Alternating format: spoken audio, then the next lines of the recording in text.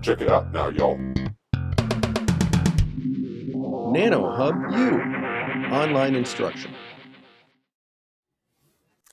Welcome to our course, The Fundamentals of Nanoelectronics.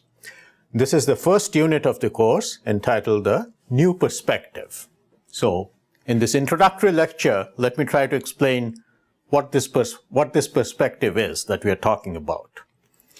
Now, we are all familiar with the amazing advances of modern electronics. You all know how powerful laptops and smartphones have become. And what has driven this process, what has made it possible, is this continuing miniaturization of electronic devices. That is, what I have here is like a very simplified schematic of a transistor. Contains a channel, that's the conductive region, with two big contacts called the source and the drain. As I said, very simplified schematic, but the point I wanted to make is that over the years what has happened is this device has got smaller and smaller. Why? Because the smaller you make it, the more you can pack into a single chip. So today's smartphone or laptop has like 1 billion nanotransistors in it. And if you looked at one of those transistors, this active region is actually like a few hundred atoms across today's transistors. Okay? Now, where the field will go from here on, that's hotly debated. People have opinions. All kinds of new devices people are looking at, but that's not what we'll talk about in this course, because generally speaking, we really don't know the answers there. We do not know what kind of devices will actually win out in the next 10 or 20 years. So this course is really about the fundamentals, the basic conceptual framework for how we think about small devices, because that hopefully won't change for many decades to come.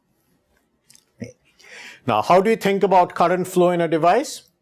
Well, when you apply a voltage, there's a current, and you usually define something called the resistance, which is voltage divided by current. If you take the inverse of that, you call the conductance. And what is well known is that usually this conductance will depend on the cross-sectional area of your conductor and inversely proportional to the length. The longer you make it, smaller the conductance, higher the resistance. And there is this material parameter called conductivity, which depends on what material is used in that conductor. So some things like copper conduct extremely well, other things conduct poorly. So what determines the conductivity? Well, usually the way we think about conduction, the way you'd learn about this in, say, freshman physics, is that the way electrons travel inside your conductor is through a diffusive process, what sometimes people refer to as a random walk. That an electron comes in from one contact, goes along for a while, hits something, gets turned around, hits something else, gets turned around again, and so on. And that's how it eventually gets from the source to the drain. And based on this picture, you'd see something called the Drude formula. So there would be this expression for conductivity that you'd learn again in any elementary course. That conductivity depends on this number of electrons, this electron density, the mean free time, how long an electron travels before it hits something, and something called this effective mass. Now, this is what we might call the old perspective, you see. So this is not what we will be doing in this course, although I'll be occasionally referring to it in order to connect up with what you may have seen before. Okay. The perspective we will have in this course is we'll actually start from what happens in small devices. So usually what happens is historically our understanding progressed from the top down. Right? Because 20 years ago, devices were up here and no one had any idea what the resistance of a very short conductor would be. But today the answers are well known, and what I'd like to argue is it makes good sense to actually start from this end. That is, rather than start here and then try to project that understanding down here, what this course does is we start here. We start at this end where the flow of electrons is more similar to what you might call ballistic. Ballistic means like a bullet, as if it goes through from source to drain straight without hitting anything.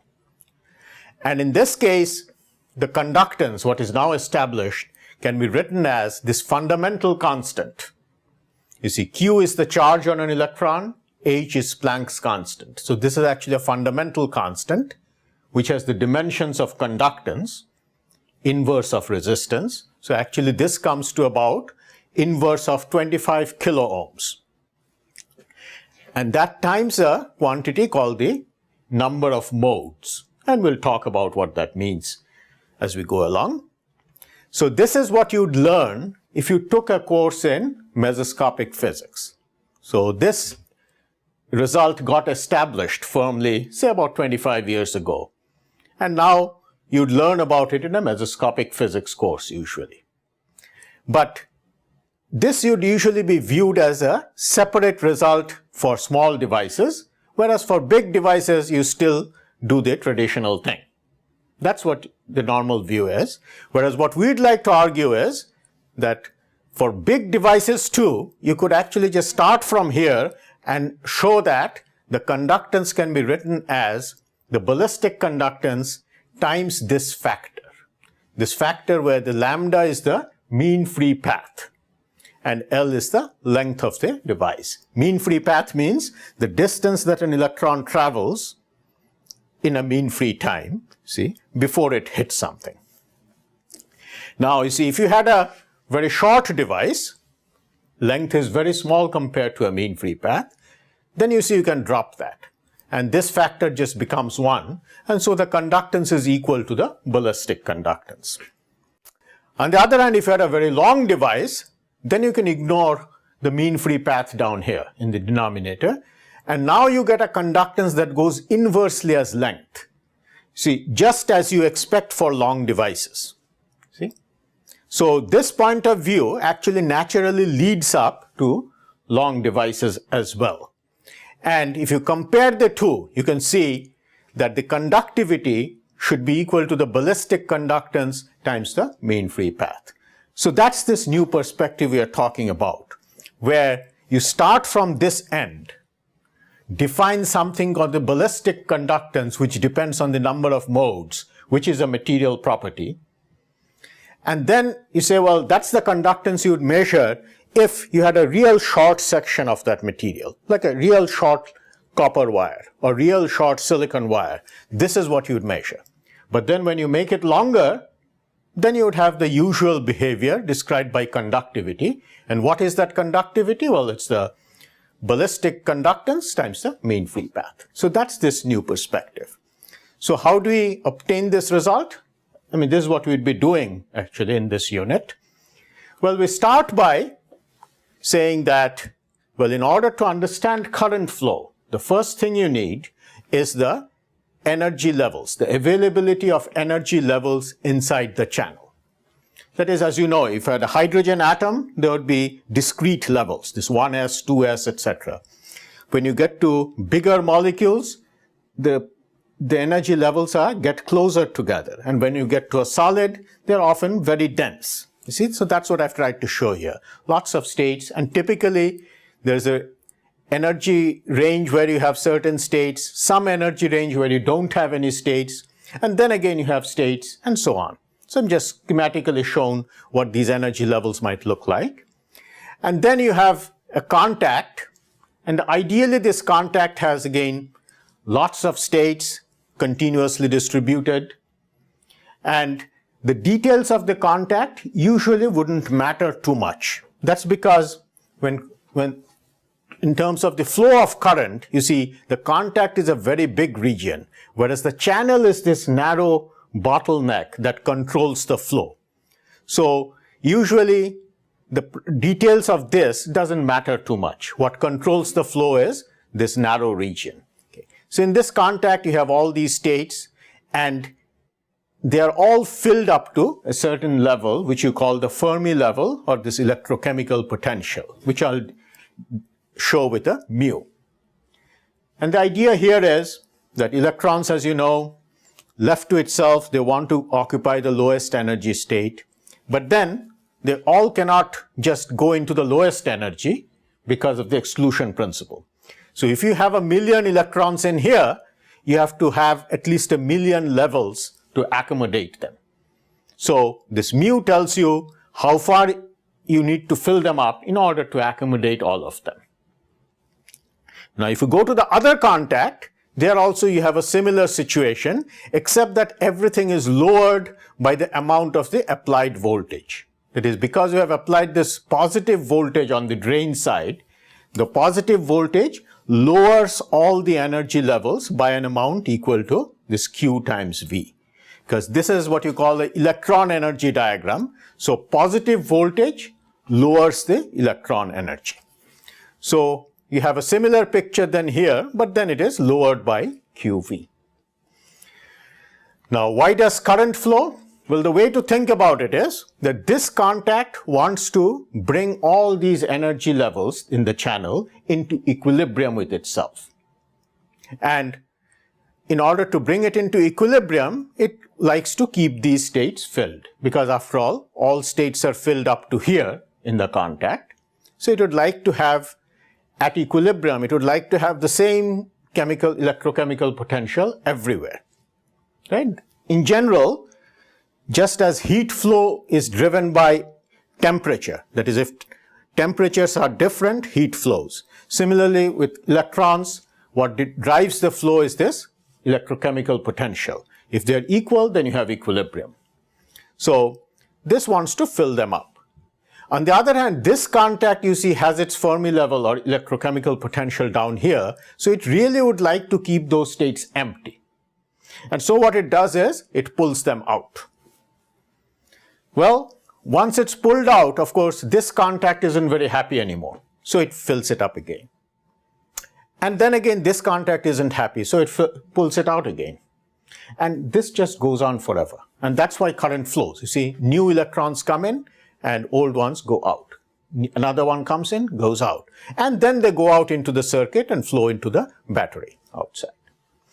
So using this viewpoint then, we will obtain an expression for the conductance. And we'll see how we do this. This will be in the second or third lecture as we go along. But the point is, you can kind of see the end result is fairly intuitive. You see, the conductance depends on density of states around the Fermi energy. The density of states down here doesn't matter. What matters is the states up here. See, that's this density of states. And T is the time it takes for an electron to get from left to right. So that's kind of what you might expect if you think of electrons as going down like cars down a highway. What is the total flux of cars across the highway? Well, it depends on how many lanes you have on your highway. That's the density of states. And it depends on the speed limit, how fast these electrons travel, how far the cars go, how fast the cars go. So you kind of see that that's intuitive. That's what will determine the conductance. But this approach, you see, is very different from the standard perspective. You know, the one that you usually would learn in freshman physics, this root formula. And let me just briefly describe how that's done, just so you can see the difference. So usually the way it starts is by saying that electrons move because there's an electric field, because they feel a force. And so you have Newton's laws. Mass times acceleration, this is called the drift velocity, is equal to the force that an electron feels. Q is the charge on an electron, F is the electric field. And then you say that, well, this is true in vacuum, but in a solid, there's all this frictional force, kind of a viscous drag, which you can describe with a mean free time. So this is the momentum divided by time, and this is like the frictional force. And at steady state, nothing is changing with time, and so you can drop this term, and so you get an expression for the drift velocity. And this factor here is usually called the mobility. And that is something people, often carry in their head, that when you talk about any material, the first thing you ask is, what's the mobility? Right? That's the quantity. And then from this, you usually calculate the current by saying current depends on electron density times the velocity. That may not be obvious if you haven't seen it before, and we'll discuss it later in a different context anyway. But at this time, I'm just trying to give you an overall flavor of how one gets the root formula. So once you do that, you get this current depends on the electric field, which determines the voltage through this factor, and that's what's called the conductivity. But the point you'll note here is that the reason the electrons move in this viewpoint is because of the electric field. Now that causes an interesting problem though, because if you think about it, if electrons are driven by electric fields, then you'd think that even these electrons down here should start moving when there's an electric field. And that is, of course, wrong. I mean, no one claims that's true. Everyone knows that current flow is because of the electrons that are up here, close to the Fermi level. And electrons deep down, in fact, deep down there's lots of states. I mean, I've just shown the tip of the iceberg. Usually there's lots of other states down here, the core electrons. But they play no role at all in current flow. See? That's well known, that's established. So the way usually people argue is that, well, you see, the n that you use here is not the total number of electrons. It's the number of free electrons. Okay. Why? Well, because the argument goes that the filled bands, all these bands are filled, and these filled bands do not conduct. And this is something over the years I've found quite difficult and non-intuitive to explain to someone. You see, why it's like filled bands do not conduct. And I think even last year in Physics Today, I remember reading a letter from a reader as to what exactly does this mean? Where does this come from? So on. So these points, of course, raise a lot of questions. That when you think of electric field as driving the current, it raises questions like this. On the other hand, the way we described it, you see, it's pretty clear why these states do not contribute to current flow. Why? Because the reason you have current flow here is because this contact wants to fill it up, this contact wants to empty it. So this keeps putting electrons in and this keeps pulling it out. What about the states here? Well, this contact wants to fill it up. This contact also wants to fill it up. And so it stays filled. End of story. So all these states are just filled. Both contacts are happy and nothing else happens. That's all. You see? So from this point of view, it's perfectly clear why conduction takes place only in a narrow range of energies around the Fermi energy. Okay.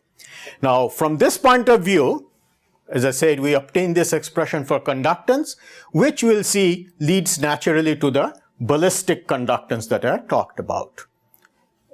And in addition, of course, not only do you get the ballistic conductance out of it, we'll show that you can also use this viewpoint for diffusive transport. You see? And get an expression for conductivity. Now, this is a different expression. It doesn't look like the root formula. Here you had like free electron density and things like that, whereas here you have the density of states. Density of states at close to the Fermi energy. And you will have something called the diffusion coefficient. So this is the expression that will come out naturally from here. So is that a new expression? Well, no. This is actually well known. It is just that people normally don't carry it in their head. Why? Because to derive this expression normally requires advanced formalisms, like the Boltzmann formalism, or sometimes you refer to it as the Kubo formula. So it requires this advanced formalisms, and so it's usually not in like chapter 1 of any book. It's deep down somewhere. It's chapter 10 or chapter 13 somewhere, and most people don't quite remember this. So what they usually carry in their heads is this one. But everyone agrees that this is really much more general. This is really what you should be using in general, you see. So how did we get this very general result so easily? Because as I said, usually it takes advanced formalisms to get there. And the way we get there is by using this concept of an elastic resistor, or you could call it a Landauer resistor, after Rolf Landauer, who kind of pioneered this way of thinking, long before it became experimentally relevant. That is, in small devices, it seems clear that often when an electron goes from left to right, when it goes from left to right, there's always some heat dissipated, as you know. And usually when you run currents, things will get hot. That's how heaters work, that's how light bulbs work. But that heat in small conductors, often most of the heat will actually be dissipated in the contacts rather than in the channel itself. And there's good experimental evidence that some of these very small conductors, if all that heat were actually dissipated here, it would have burnt up, because this is a small thing. It can't get rid of all that heat. But it doesn't burn up because the heat is actually in the contacts, which are big things that can get rid of the heat. See? So this is what I'd call an elastic resistor. You see, elastic in the sense that the main channel, the channel that actually determines the resistance. As I said, resistance is determined by this channel, which is the narrow bottleneck part. It determines the resistance, but the heating associated with that resistance occurs in the contacts. And for ballistic transport, that kind of sounds natural. After all, when a bullet goes through a medium, the medium doesn't get heated up. What gets heated up is whatever the bullet hits. So it's kind of similar.